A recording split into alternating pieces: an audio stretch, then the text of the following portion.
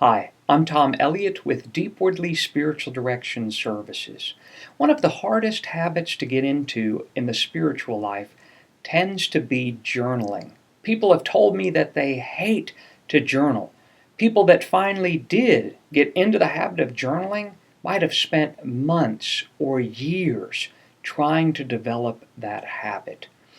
And that might be for several reasons. First of all, I think most of us are simply reluctant to write down and have tangible evidence of what's been happening in our prayer lives. We might even be mortified to think that someone might find our journal and read it. So we tend to not journal, or we journal pretty superficially rather than putting down what's really going on in our hearts.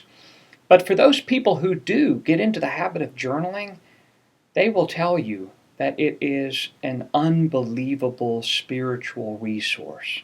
To be able to look back over the weeks, maybe even months, maybe years, and to see how God has been at work, what He's been doing, how He has been leading us more and more into the image and likeness of Christ. That's a really powerful tool.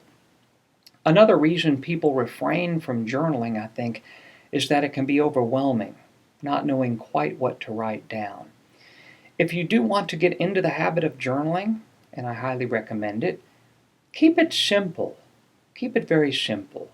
For example, simply put down the date.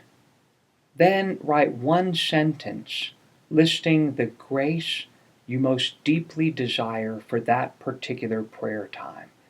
And then when you're finished with your prayer time, maybe write a few sentences about what happened in prayer. Maybe nothing happened in prayer. If so, write that down. But if God did share something with your heart, write that down. Or if there is a particular scripture passage or feeling or image that really spoke to your heart, simply make a note about what it was and what affective movement, what feeling it stirred up in your heart. Journaling can be that simple. And then what I like to do is every week and then every month I take time to review my prayer entries and see how God's been working, to see what patterns have developed.